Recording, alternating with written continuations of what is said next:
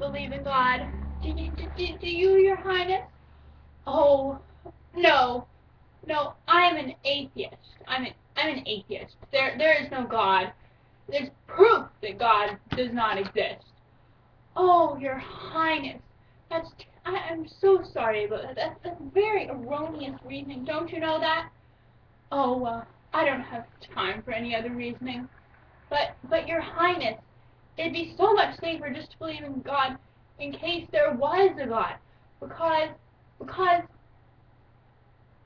if you're either Satan's God or if you're Satan's God or Satan's child or God's child, you want to be God's child, really. Because then you get to go to heaven instead of hell. Oh, well, it's just too overwhelming to think about. Maybe you can explain it to me.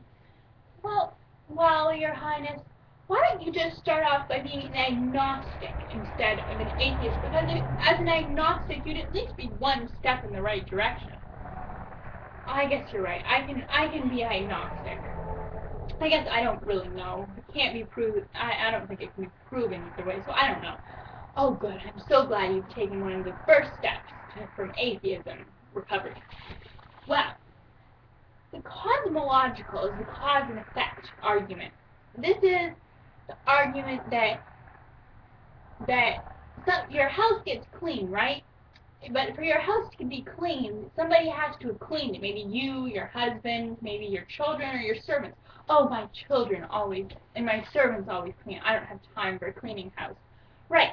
Well, somebody has to clean it, so that's cause.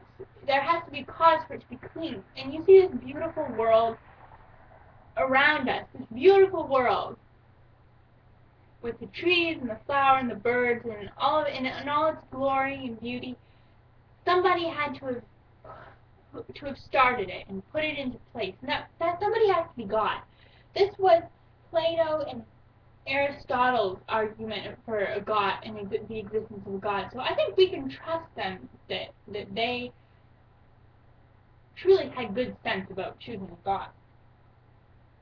The teleological argument is that it can be, where's my watch? You're sitting on it, Your Highness, but my watch, if you take apart a watch, it's obvious that somebody made this watch with a great amount of care, because a watch is a very intricate, delicately formed piece of machinery.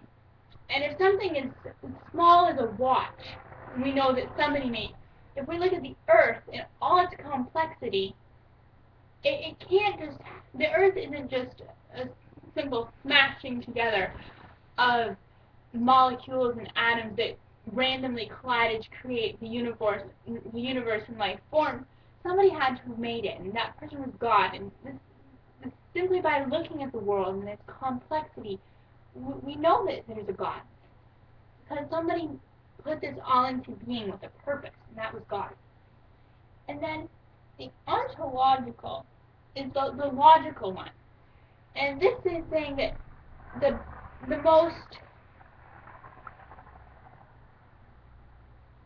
most true and the most powerful thing we can imagine is a God, an all-powerful, an omnipotent, and all-seeing and knowing, omniscient, and a good God that exists. That's the most powerful and wonderful thing we can imagine in our mind. And this is a logical argument.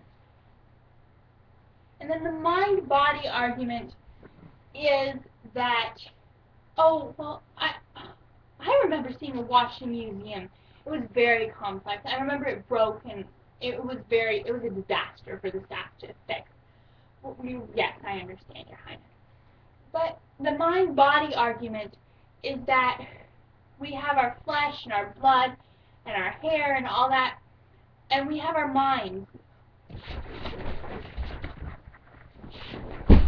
We have our minds too, to think in, but there has to be something that brings together our minds and our bodies, and that is God. That must be God. And that was one of Descartes' ideas. Spinoza and Leibniz. That was all of their ideas. And those are some of the ideas that have been proposed over the ages that to prove that God exists. But I guess, Your Highness, my feeling on the matter is that some things you just have to know are true in your heart. That you have to know in your heart that something is true for you to believe it. And I think that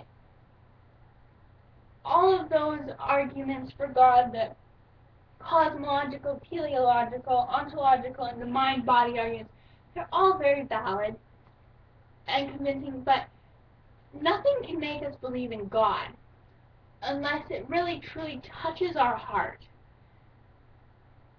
and something snaps within us and tells us that this is it. There is a God who loves us, whose child I am, who I owe devotion to. We don't know that. Something must come, and we must have an understanding in our hearts before we can truly understand and embrace all these proofs of God's existence. Sometimes a feeling can be more powerful than words and arguments and logic. But, oh, well, thank you for your explanation, dear. I must go back to the palace and rest. Maybe I'll think about this whole business, but thank you. Thank you. Have a lovely day. I hope you're able to help others as you've helped me. Oh, well, I'm on my way. Goodbye.